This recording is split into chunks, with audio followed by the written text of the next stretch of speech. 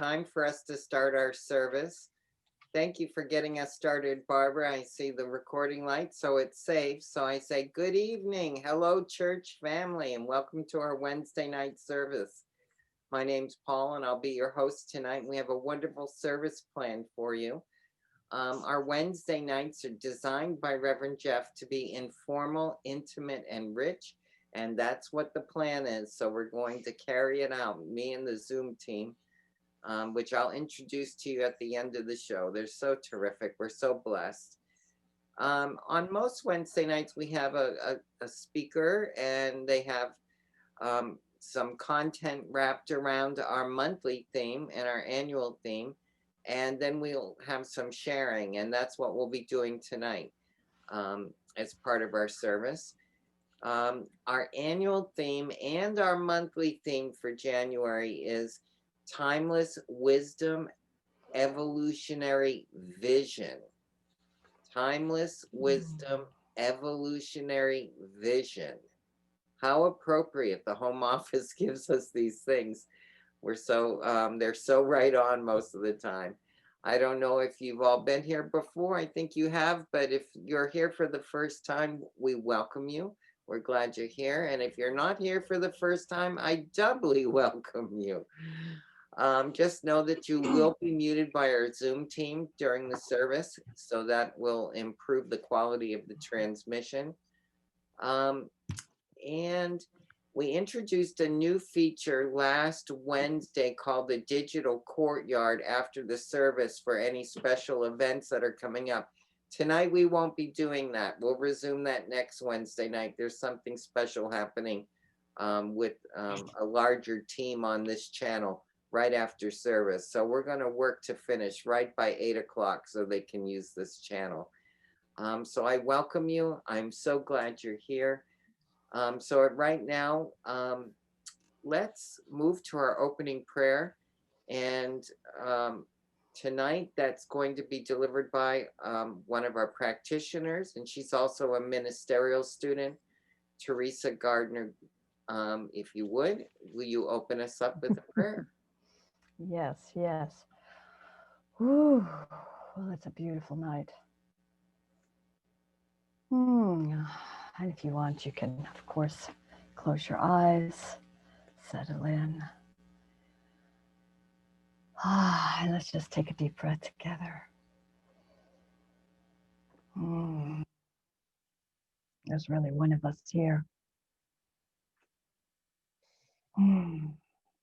This thing itself, it's always right here. It's always been right here. Been known by so many names. Allah, Yahweh, Jehovah, God, Spirit, Mother, Father. She is always present right here and now. She is the one cause, the one power. She is all that is, this one creative. She is the creator. It is the creator. It is beyond time and space. It created everything. Beyond what we can even imagine, there is only this one that I live and breathe within, that all of us here live and breathe and have our beings within it. We're living and breathing within it right now, holding each other, being held, arm in arm, wrapped together. It has always been this way, but we've had no beginning, we have had no end. We've always been right here together. And it is from this place that I speak my word of this divine power, that I just openly claim this consciousness of one as our life. I align with it. I let it ground each and every one of us right here into its divine truth of unity and love.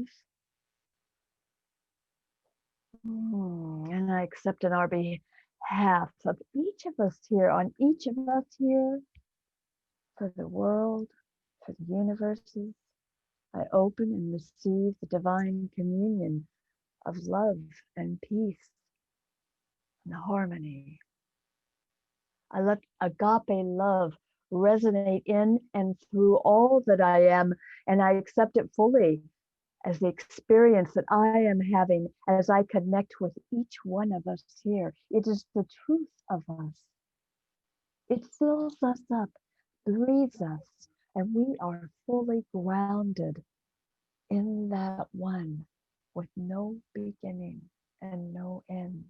It is who and whose we are. And I celebrate it. I celebrate it on behalf of each of us here, for it is the truth of us. It is something to celebrate. So I release my word, knowing that, of course, it is heard. It is in the one mind, and my word is heard. I let go, and I let God. And I'm so grateful to say, and so it is.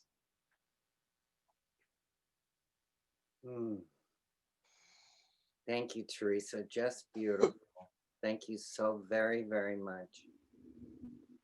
What a rich service we have started already. Thanks for pointing us in that direction, Teresa. Our speaker tonight is practitioner and ministerial student Alena Hutchinson. I love Alena when she speaks. She brings so much material and so many things to think about. She her meditation tonight was loaded with cool things, and I'm sure she'll touch on them. Her conversation tonight is going to be on grounding beyond the beginning. Grounding beyond the beginning. So it gives me great pleasure to turn it over to you, Alena. We're so glad to have you here. Thanks. Thank you, Paul. And thank you, Teresa. I was at the end of the prayer going, okay, I guess we're done here. Our theme for the week, as Paul mentioned, is grounding beyond the beginning. And to be honest, my first response when I saw that was, what the heck does that mean? When I looked at the themes for all of the weeks in January, it seemed that CSL was inviting its member communities to use this month to consider the process of creating a vision. Often we use January with varying degrees of success to make resolutions or set goals, to create new habits or break old ones, or in religious science to try to catch Spirit's vision for us. Whether it's adopting resolutions or visioning, that process will necessarily entail some amount of change and transformation. To some extent, it will disrupt our lives.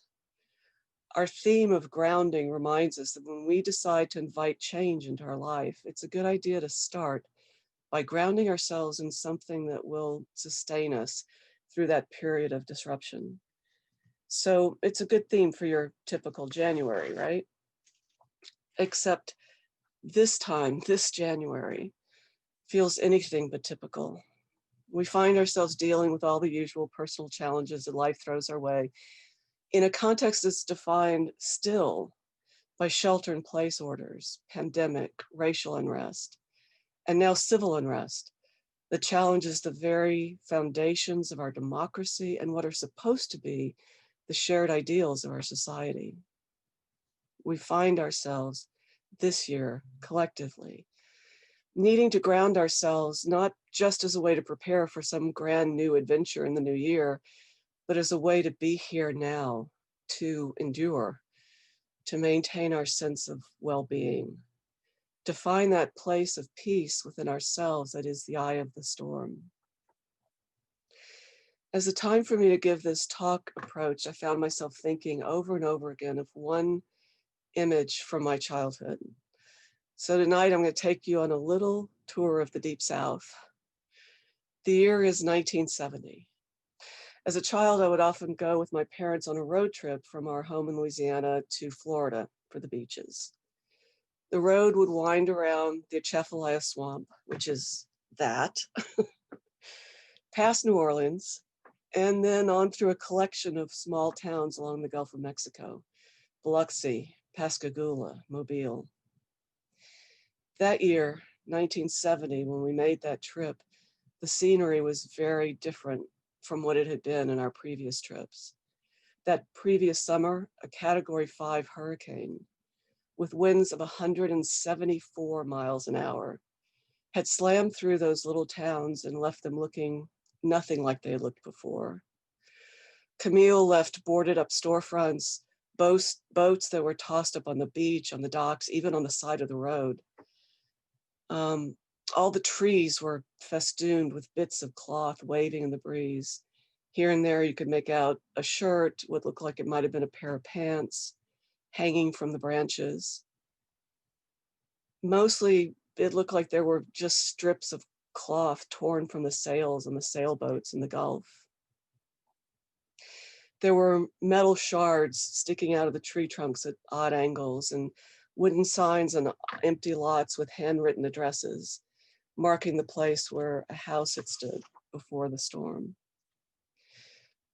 With all of that, one image stuck in my mind. Near Biloxi, I think, there was a stretch of dozens of very old, huge oak trees right along the side of the road, right across from the beach. I'm guessing from their size, they must have been 50 years old at least. After the hurricane, their branches were broken in places, but it was the sight of the tree trunks that grabbed me.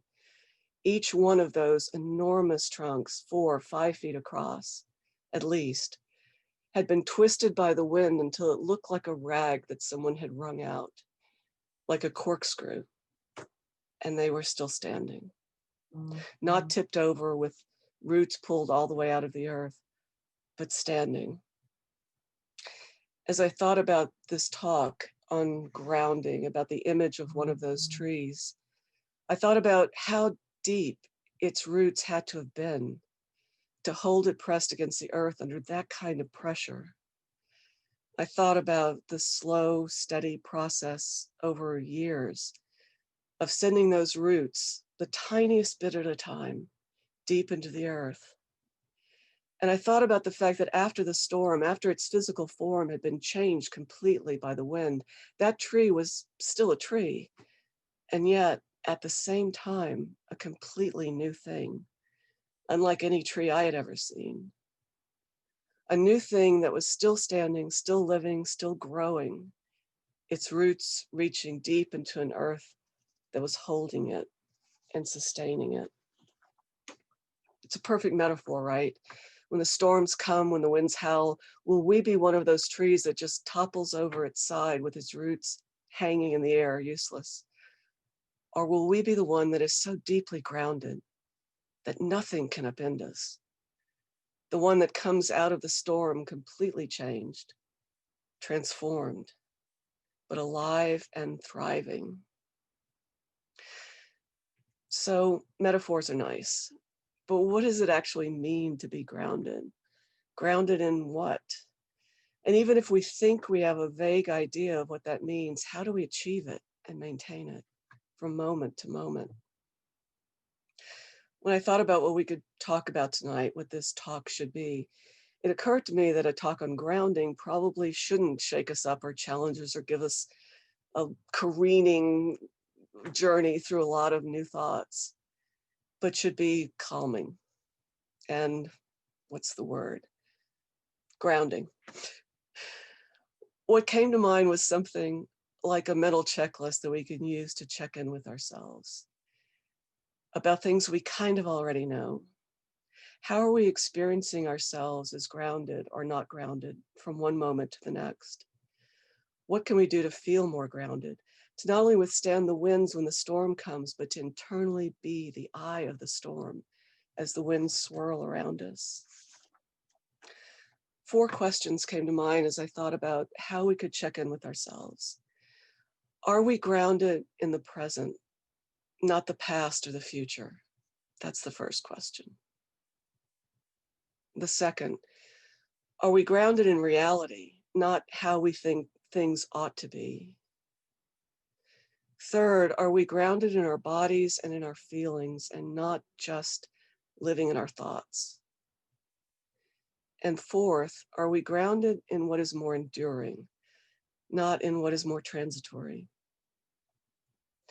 So I'm going to invite us to look at these one at a time. And with each one, we'll talk about one example of a really quick little mindfulness exercise that we can use when we want to feel a little more grounded. So the first question is, are we grounded in the present? The truth is, our brains love to live in the past or the future. How does the future show up? It's great to think about the future, to anticipate, to create, to vision, even to notice a worry about the future and create a plan to deal with it. But most of our worry, anxiety, and stress comes from allowing ourselves to get lost in the future instead of staying in the present. Our brains have evolved to exaggerate threat, and we love to go to worst case scenarios. Even though most of what we worry about, I would actually say probably about 98% of what we worry about never happens. The phrase I've heard lately that I love, which seems particularly applicable now when we're dealing with so much uncertainty, is that we hate uncertainty. So in our minds, we replace uncertainty with certain doom.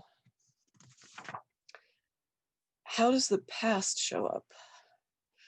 Our emotional reaction to any situation is going to be based in part on what's happening and in part on how we're interpreting it, on assumptions we're making. Assumptions based on our own beliefs, sometimes even on those basic core beliefs that we adopted about ourselves and the world when we were children. That's right, our experience is being shaped in part by unconscious beliefs we adopted when we were 8 or 6 or 4. Not exactly our best thinking. Ernest Holmes goes even further and says our experience is shaped not only by the beliefs we form through our own experience, but by what he calls race consciousness, referring to the human race. That accumulation of all the beliefs passed down to us by our families, in our culture, in the history of the world. So here's one example of a quick exercise we can use to ground ourselves in the present. Brene Brown had a suggestion for dealing with those times when our interpretations, our assumptions, are getting in the way of simply being in a loving way with another person who has upset us. I'm sure most of us have experienced that at one time or another. She says, ask yourself, what is the most generous assumption I can make about this person in this moment? What a great place to start. Whenever we're upset by something, in fact, we can ask ourselves if we are grounded in the present moment, not making assumptions based on old ways of thinking or old beliefs, and not projecting ourselves into what might be a fearful future.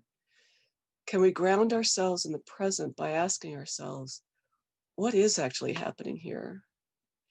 And maybe asking ourselves, what is the most generous, the most peaceful, the most spiritually grounded assumption I can make about this situation? So the first question, are we grounded in the present, not in the past or the future? The second question is, are we grounded in reality, not on how we think things should be? An epiphany I had several years ago is that we are generally happy to the extent that we are not in resistance to what is. Often we find ourselves facing circumstances that we don't like. We're having feelings we don't prefer. Maybe we're frustrated that we can't get someone else to behave the way we would like them to. It's easy to react by going into resistance. Instead of feeling our feelings, being informed by them, taking what action we can take to take care of ourselves, we find ourselves thinking, they shouldn't be doing that. They should be doing this. And we get stuck there. The problem is we have no power over they. So now, in addition to those feelings that we didn't prefer, now we also feel powerless. This is the truth that Byron Katie discovered when she realized that her upset was not really about the fact that her husband's dirty clothes were on the floor after many years of asking him to pick them up. She was upset because of her belief that his clothes shouldn't be on the floor and that he should do something about it. Staying stuck on "this shouldn't be happening" kept her from facing the reality of her situation and doing what she could do to take care of herself in the face of a circumstance that was a given, that wasn't going to change. When she allowed herself to just accept and be with what is, lo and behold, it became easier for her to find a solution that worked for her. The exercise that I usually find helpful here is just remembering the wisdom contained in the Serenity Prayer. Most of you are familiar with it. God, grant me the serenity to accept the things I cannot change, the courage to change the things I can, and the wisdom to know the difference. We can take action to change the things we can change and respond to the things we can't change in an empowered way, only when we are acknowledging that there's a difference. We're not grounded when we're living in a fantasy of what should be. In any moment, we can ground ourselves in the present by mindfully asking ourselves if we are in reality and going with the flow, or if we're in resistance to what is. So are we grounded in reality, not in how we think things should be? The third question is, are we grounded in our bodies and our feeling natures and not just living in our thoughts? So here I'm going to start with the exercise. You can close your eyes if you like to, if you're in a place to do that. For now, just notice the sensation of your breath as you breathe in and out. There's a reason so many of you meditate in this way, by bringing mindfulness to your breath. It begins to ground you in your body. Gurdjieff said, "It is only by grounding our awareness in the living sensation of our bodies that the I am, our real presence, can awaken." So now as you notice your breath, imagine it moving in and out of your body through your heart space. Placing your attention on your heart space brings you to that place where we have emotions and feelings, not in our heads, but in our bodies. Here we can feel our aliveness, heal the stuck places, begin to make friends with our feelings, receive the information that our feelings are there to bring us. Really appreciate our emotional beingness, that God-given ability to know what we need, what we want to move away from, what brings us joy. Here in our bodies, we can begin to open ourselves to the free flow of spirit within us. So as you feel that space around your heart, what does it feel like? Is it peaceful? Is it unsettled? And now, notice whether that sensation changes as you hear these words. There is only one presence, one power. There is only one all-good source of light and love that holds us and sustains us and cherishes us. Notice whether that sensation in your heart space changed at all with these words. Perhaps there was a bit more peace or spaciousness, or maybe there was even more of an uncomfortable feeling, some movement within, however, that was caused by bringing your attention to spirit.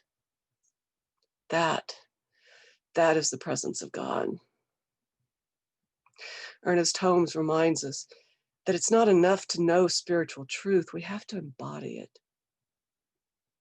And I take that literally. We have to feel that presence of God in our bodies. It is when we embody it, he says, that it becomes active in our lives.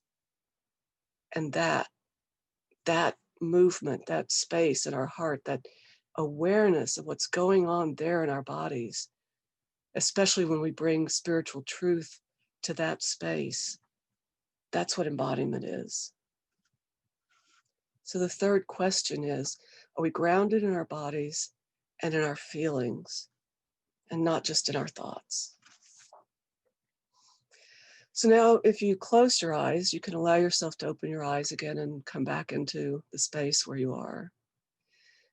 As we contemplate the last question, are we grounded in what is enduring, not in what is transitory? As a psychotherapist in a pandemic, I've spent a fair amount of time helping my clients to catalog, understand, and accept the losses, the changes, the uncertainties they are experiencing during this odd time. We've also spent a lot of time engaging in exploring and bringing mindfulness to what it is in their lives that grounds them, what's enduring. Not the job they lost or the job they might lose, but the skills they've acquired in their careers, the network they've created of colleagues who stand ready to support them. Not the parties or gatherings they're missing or the holidays, but the enduring relationships they have that are meaningful to them, that will carry them into the future. Not their interrupted plans and goals, but the values and dreams that will shape the person they want to become as they move through this experience. As religious scientists, we are called to hold on to the biggest, most enduring truths, that God is all there is, that we are all one, that spirit is the source of all we need or want, and that in every situation, no matter how chaotic or disturbing it may be on a human level, God is there. There is divine order in that situation. In our meditation earlier, we referred to Joel Goldsmith. Goldsmith, in his book, Practicing the Presence, lays out an extremely clear 4-step formula for grounding ourselves in spirit in a way that he says will guarantee a life of harmony and abundance. There are 4 simple statements. The secret of harmonious living, he says, is the development of spiritual consciousness. The degree of spiritual consciousness we can achieve can be measured by the extent to which we give up our dependence on the external world of form and place our faith and confidence in the infinite.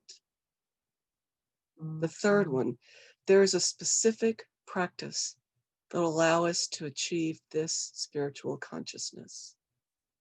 And the last statement, I'll use his words. This practice is a practice that can be carried on throughout the day as the world crowds in on us, reminding us that we need this or desire that. To every such insistent demand, let our answer be, no, that is not what I need or want. Thy grace is my sufficiency, nothing else, not money nor more marbles, only thy grace. Goldsmith is not only asking us to recognize that God is our only source for all the things we want or need, material things, peace, joy, love. He's asking us to ground ourselves, our faith, in the awareness that all we really want or need is the presence of God. That everything else that is good will flow from that, will flow from our keeping our attention on that awareness. He's asking us to keep our attention on that and to keep our eyes single. Obviously, that is not an idea that's easy to embody. To convince ourselves we don't really want anything, we just want the presence of God. Turning it from a nice idea to something that we can actually live from, more often than not, is a process. We can only be willing, or be willing to be willing, to embrace it. It's something we grow into slowly, a little bit at a time, with our mindfulness, with our daily spiritual practices. And so we practice day by day, moment by moment, inviting that presence into our awareness, into our minds, and into our bodies. And slowly, like those giant oak trees, we are sending roots so deep into the ground of our being that nothing, no storm can upend us. So now let's take a few seconds or so in silence to gather our thoughts, to ground. And then I will bring us back and open this up for a discussion. What are your thoughts about grounding? What are the practices you're finding helpful? What can we as a community, this little community we've created tonight, what can we offer each other as we seek to become more grounded in these times? And I'm going to let the silence go on for about 30 seconds.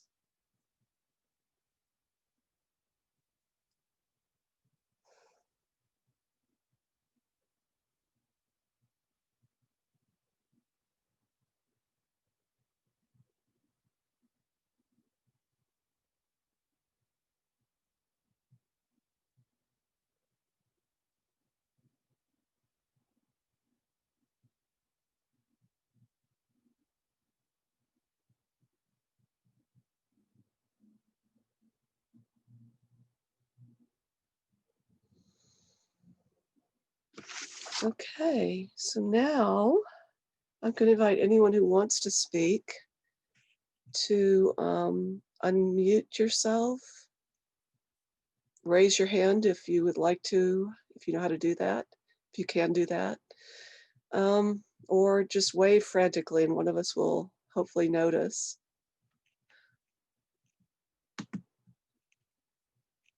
Let's see if I can get it. There's the gallery view. Is there anyone who would like to speak? I see maybe Elka. Are you raising your hand? No?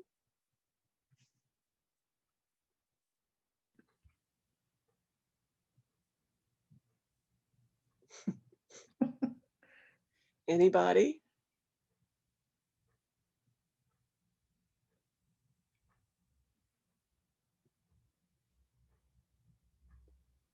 I'll speak, Eileen. Alena. Yeah.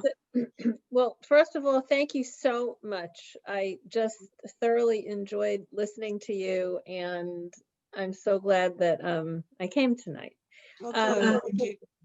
You made me really think about, I was recently taking a hike in Redwood Park, and I was on a trail that when I looked down, there was a huge cluster of redwood trees just rising up, and the sun was hitting them in such a way that it was just amazing. And I remember I stopped to take a picture, and it's always remarkable to me because they're so tall and thin. And it's always remarkable to me that they stand up and they stay standing. And, it's like they're so rooted into the ground that, I started thinking, wow, how is that? How can we be more rooted? And then it made me think about, yoga practice and, doing the tree position. And often a teacher will say, really think that you're rooting yourself into the ground and then growing up. And it makes a lot of sense. I mean, for me, the thing right now, there's a lot of practices, but the thing that roots me the most is breathing. When I can take a deep breath, it just makes a huge difference. And, I'm very thankful that that is something I can do. And, the more I deep breathe, the deeper I can breathe, and my lungs, I'm very grateful, are working just fine. So for now, I find my grounding in breathing, as well as, writing and meditating and going to listen to people speak and, different groups. And, I just want to, I'll say that, OCSL and offshoots of OCSL have been what's really helped me get through this period, because I feel very connected. And, the small groups, and, Bonnie is now doing a spiritual circle from Ireland, which is just wonderful. Yes. And, there's just so many options to stay connected. And, everybody at the center's just done this incredible job in keeping everybody connected. Mm. So, and I get to go once a week to water, so I actually get to see the beautiful place. And someday hopefully we'll all be back there, together. So just thank you. You're welcome. And thank you for, I'm so glad you started with the breath, because I mean, there's a reason that's throughout all our spiritual practice. It's right there. It's something we can do in just like a few seconds. When we start getting used to the idea of just bringing our awareness to our breath, it can calm us down so quickly and make us feel grounded. And I always think, moving your attention from your head to your bodies. Our bodies move so much slower than our thoughts, which are really quick and all over the place. When we get in our body, we almost like naturally just slow down. And that's a very grounded place to be. So thank you. Anybody else?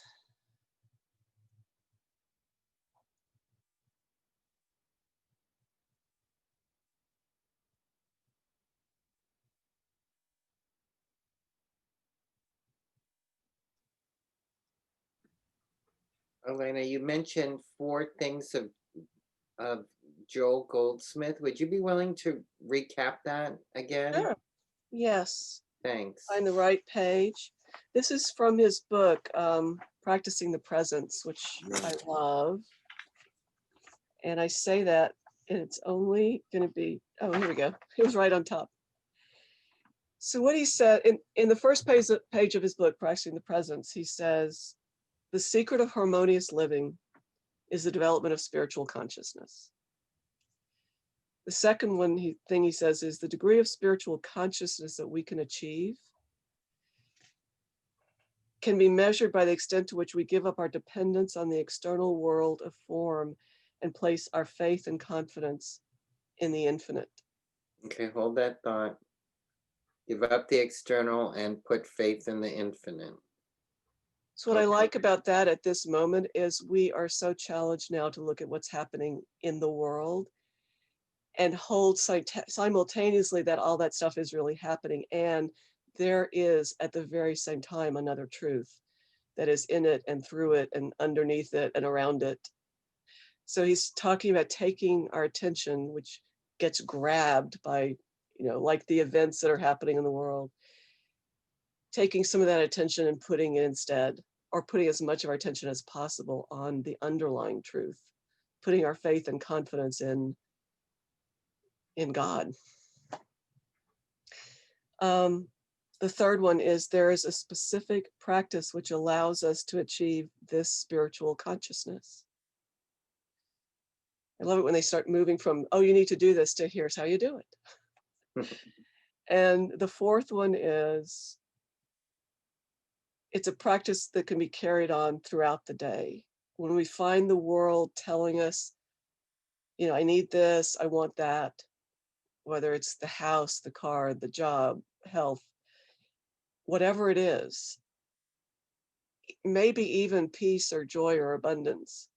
When we find ourselves thinking, I need this, he says to turn our attention instead to wanting the presence of God. The phrase he uses is, thy grace is my sufficiency. Everything I need or want doesn't come from that job or from a certain situation or particular circumstances in my life, or even our health, or it comes from that awareness, that embodiment of the presence of God, because God is the source of everything. When we have that, everything flows from that. what I find in my own spiritual practice, obviously that's not something that can be easily done all through the day. You were asking Paul about how do we pray without ceasing. Right. Challenging, right? But the more I do this, the more I just in my meditation and my spiritual practice try to focus on wanting the presence of God, to wanting to feel it, wanting to be aware of it, wanting it in my body, the more those circumstances in my outside life just seem to fall into place more easily. There was a Unity church I went to in Concord, and there was a maid, this is way back 40 years ago, and I'm trying to remember her name, Carol Ruth something. And she grew this church, this little church, into this huge space. And Carol Ruth Knox was her name. I don't know if anybody remembers her. But she was really something. And I went to one of her classes, and she talked about the Lord's Prayer of the heart and praying incessantly. And she said, I would stop, kind of similar to your breathing of the heart thing that you did earlier. And she said the Lord's Prayer. She mentioned St. Joseph, I forget why, but she said that she developed this technique that when she wasn't talking or eating or doing something focused, underneath her focus was Our Father who art in heaven, hallowed be thy name, thy kingdom come. You know, even though we don't practice that particular prayer, I do. I like it. I'm Catholic. It's left over. It's residual. I'm addicted. I can't help it. So she talked about keeping it in her heart space, and that she was able to develop that through practice, just like I wrote 4 things down here. You know, that consciousness she talked about, that from Joel Goldstein. So this is all kind of making sense to me. But she said that she would find her mind wandering, but instead of the normal wandering about what was on television or what was the latest episode of All My Children, or at the time, that was the big deal for all of us, to run to the lunchroom and watch All My Children here in California at noontime. So she would find herself having that prayerful thing going on, kind of like in the background. It became her pattern, her running thing. And that always, so when they say pray without ceasing, she developed this technique, and and you kind of brought it all back to me. Yeah, I sort of think about the practice that I've been doing since I started prac class 2 years ago is in my meditation, not following my breath or doing a mantra, but I do the first 2 steps of our 5-step spiritual mind treatment. God is, I am. And then see what spiritual quality tends to come up, because one of them will tend to come up, joy or peace or gratitude. And when I get that feeling, I just sit in it for about 20 minutes. And what I noticed is, like your friend, the next day when things are getting a little out of control, I'm starting to feel like I need to feel a little more peaceful. I can go there. Like I just drop into it so much more easily. It's almost a habit.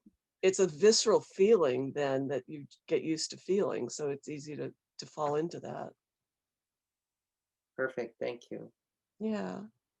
It reminds me of our prayer. There's only one life. That life is God's life. That life is perfect. That life is my life now. I mean, you start saying that like a mantra in the back of everything ceaselessly. Right. Because the same sort of thing. I love that Paul brought that up, because it's the same sort of thing, but science of mind, you know? Yeah, I mean, that actually is the first 2 steps of our spiritual mind treatment, right? God is everything. God is life, and I am that life. Yeah. And this conversation reminds me, when you open and invite spirit, because when I think I'm just doing it myself and I'm doing it, and go, wait a minute, and invite spirit, it's like, oh, wait a minute, I am never on my own doing this. Always grace here. And then I can invite that in. I can invite God in. Yeah. Or I can, pretend like I'm doing it myself, and I am by law, Well, Yeah. I've also found that if I get overwhelmed with my to-do list, if I just stop and ask what spirit wants me to do, God is much better at handling my to-do list than I am. Mhm. What needs to be done next, right? Mhm. Mhm. Very good. I like the topic. This is great. Thank you. Anybody else? Everybody else is just grounded. How are we on time, Paul? Are we getting there? Or Alice? We got a few more minutes. You got to unmute. There you go. Yeah. Alena, thank you so much. So Alena has told me about this book and I've started to read it and it is incredible. It is amazing. So one of the things that I've started to do is some point during the pandemic, I was just waking up with a lot of anxiety. And so I do this thing where I just feel, it came from reading this book, but I started a little earlier than that. I just feel the presence of God in my body when I'm laying in bed. And I just keep focusing on it. And it is amazing. Not only is it grounding, it's soothing, calming, and it brings this level of alertness, like when you're meditating for a while. It's just really awesome. So I just recommend that book to everybody. In fact, I was just looking for it and I can't find it. And I'm like, oh, I got to find it now. Because I just listened earlier today. But sometimes what I'll do is I'll just find that book or any one of the 50,000 spiritual books I have on my bookshelf and just open it up and read something. And you guys have probably done this, right? More often than not, the perfect thing is right there. So Alena, awesome talk. That was so wonderful. Thank you. Really loved it. Well, I love Joel Goldsmith. He's not a religious scientist, but he is New Thought. He's, I think he was a Christian scientist, or he had his own school. And I love him because when he talks about the absolute, he talks about it in absolute terms. He goes straight to just ask for the presence of God. Don't ask for anything else. Peggy, did you want to say something? Hold on. I was just going to thank you also because it was very powerful and there's so much I wanted you to repeat, but I wasn't taking. Me too. Yeah, there were pieces of it I wanted to grab and just stick on those for a while. But I do want to get the name of the book, please. Practicing Presence, Joel Goldsmith. Practicing the Presence. And unlike some people, I have not been kicked off of YouTube, so it's going to be up on our website. Oh. Okay, that sounds awesome. The only other thought I had, other than trying to make sure I wrote that down, was that I know that Deepak Chopra and Oprah teamed up, and they have quite a bit of meditations and all kinds of wonderful, wonderful lessons and reminders about the power that we have with the One. And there's one that I liked, and this is related to what you were saying, Alice, about being calm. I guess you both actually talked about being calm and stress-free. And at one point, if I'm remembering this correctly, they bring up this point where they said, pick a word that you want to be today. And just all throughout the whole day, just say that one word that you want to be, for that is what God is in you that's resonating for you this day. And so that's what came to my mind right now. And it really resonated for me, the whole conversation you were having. But I so appreciate it. And I thank you again. I just wanted to, can I get a copy of the whole thing? I don't know if you'd like my notes, but You know, I just got to ask for what you want. That's it. Anyway, thank you again. Thank you again. Yeah, you're welcome. Thank you. Anybody else? I see Paul. I see you. Alena, thank you, thank you, thank you. I'm going to encourage some folks that weren't here to definitely come see you on our YouTube channel.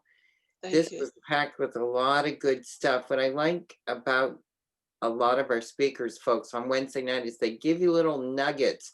And that's the whole purpose of Wednesday night, is to take something to bridge between Sunday and Sunday. And that's what the purpose of Wednesday. And you did it phenomenally tonight, Alena. Thank you so much. Wow, so much to think about.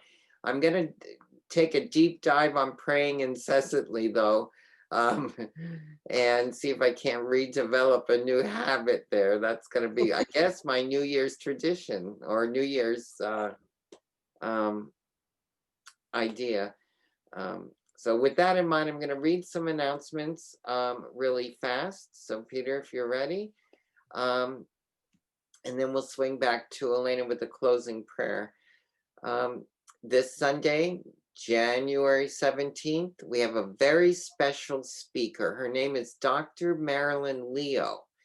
She was a family friend of Ernest Holmes and currently maintains the Science of Mind archives. Make sure to be on the service call this Sunday for this exceptional speaker. Our meditation is at 10 and our service starts at 10:30. Then next Wednesday, January 20th, another longtime religious scientist and inspirational speaker, our very own Reverend Eloise Oliver will be here, speaking on Here and Now. Next Wednesday, meditation at 6:30 and the service at 7.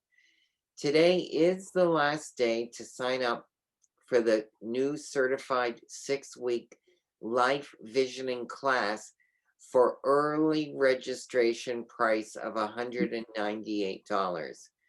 This class, Visioning a Spiritual Practice to See with Your Heart, is starting Tuesday, January 19th. It is 6 weeks, and if you want that early registration price, today would be the last day to sign up. It will be taught by practitioner Constance Chapman and Reverend Sally Bartholomew. Vision, sorry. Alena talked a little bit about visioning and how January is the month to start those kind of things. So this class seems very appropriate. Visioning is a spiritual practice where you engage in the organic nature of manifestation and awaken to your transformational nature. If you want 2021 to be the year you listen with your heart, increase your trust in your intuition, have fun, and do some good work, sign up now. Registration is on our website's events page and the upcoming classes and workshops page. Guess what? Diversity Circle is back. The first topic of 2021 is death and diversity. Practitioner Doug Myers with Sridevi Ramanathan will be leading a discussion on how various cultures and religions view death and its relationship with life. Join them at 7 p.m. on Friday, January 22nd by Zoom. Love offering is accepted, and Zoom and offering links are on the events page of the website. You'll probably see it in the Village News too, if I know Constance. If you're a voting member of the Oakland Center and would like to serve your village, consider applying to be on the Board of Trustees. For more information, contact Deborah Jackson, or you can download an application from the homepage of the website. The application details a lot of what you may be wondering about. A little side note about our Facebook page. It's on the move soon. We weren't able to live stream to our old page, so we've set up a new one. Please watch for notices in your Facebook news feed and in the village news. We want your likes. Now, everybody knows on this call, the center of the universe at the Oakland Center is not right here between these two pillars, but it's actually oaklandcsl.org. It's information central for all of the center's digital activities as we shelter in place with grace.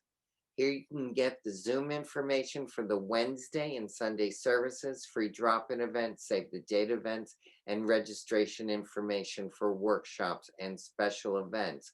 Also, we have our own village Facebook group if you want to join that. You do Facebook where you can talk to other villagers. And we have a hot link that will lead you to our YouTube channel on our homepage, where you can see recorded Sunday and Wednesday services. In a couple days, you can go back and rewatch Alena. I'm going to do that with my big notepad this time, and special video messages from Reverend Jeff. And we have some community member videos out there as well. If you want to receive our weekly newsletter and you're not doing it right now, where are you going to go? You're going to go to the homepage of our website where everything resides, and go in the lower left-hand corner. There's a place you can put in your email and press the submit button. Constance will get it and add you to our weekly newsletter that has all of the upcoming information for the next week and all of the access information. Right now, I'd like to thank our Zoom team behind the scenes tonight. Of course, the fabulous Peggy running the whole show, and Peter on PowerPoint, Alice Herndon on admitting. Sam is out there doing spotlighting, and Barbara is out there, and Alice Knutson is out there. So everybody's got a little piece. Thank you, Barbara, for the recording button. I appreciate it. The biggest job of the night. So we can go back and watch Alena. With that in mind, I want to take a minute and do a quick offering for our center. Peter, if you would show the offering slide, that would be great. And if you'll repeat with me, this gift I give is God in action. It does good work in the world and blesses creation. Oh, I hold your offering in our digital receptacle, our digital bowl that we pass around in Zoom, and knowing that all the gifts that we receive are gratefully received with deep, deep appreciation. Now, how can you do that digitally? Well, you just go where? To the homepage, of course, where everything resides, and you'll see a really easy to use donate button at www.oaklandcsl.org. Or you can do it the modern way now, which is more modern than the website, which is text an amount to 510-327-3431. Of course, we'll accept checks at our mailing address. That's also right there as well. So I know it's an abundant year, and I gratefully receive it and know it and bless it. Thank you, thank you, thank you. And with that in mind, I'd like to turn it back over to Alena to close us out in prayer. But I humbly and gratefully thank you all for attending, for the Zoom team, and Alena and Teresa for what you did to support the service tonight. Thank you guys so much. Bless you. Let me unmute myself. So let's breathe, since we know that will ground us. And we move into prayer. So there is only one presence, one power. There's one being that so loved the creation that it poured itself into it, simply to delight in it, to hold it and sustain it and cherish it. It's that being, that mind, that intelligence, that creative power that flung the stars across the skies, holds the planets in their orbits, that knows the spin of every particle and every atom in our bodies. It is that divine matrix underneath the circumstances and conditions that we can see and hear, that we experience in the material world. It is that divine order that holds everything in perfection, that moves all of the material world toward its highest and best expression from moment to moment. It is the one life, that life force in every living creature. It is our breath. We are that. And as I speak my word for all who are gathered here tonight, for all who may hear these words in the future, I know that we are blessed, that this gathering across time and space is blessed. I give thanks for everyone who came together here tonight, who contributed their words or their presence or their talent and their time. I know that what we take away from this one experience of the oneness we have created here is a greater awareness of that oneness that exists in that world that we are leaving here to go into, that we take that sense of oneness and peace and groundedness in the one. We take it with us, and it affects every person we meet, every person we encounter. I know that in this tumultuous time, that voice of God, that awareness of God is always present, always accessible to us if we turn our attention to it. And as we do, we feel that peace of God. We know that beneath the circumstances, the jangly parts and all the weird things that might be happening in the material world, there is a grace, a oneness, a peace, and a divine order. And we can drop into it and feel that peace in our very bodies. I give thanks. I speak my word into law. I let go because I know the law will respond to us only with a yes. I let go and let God. And so it is.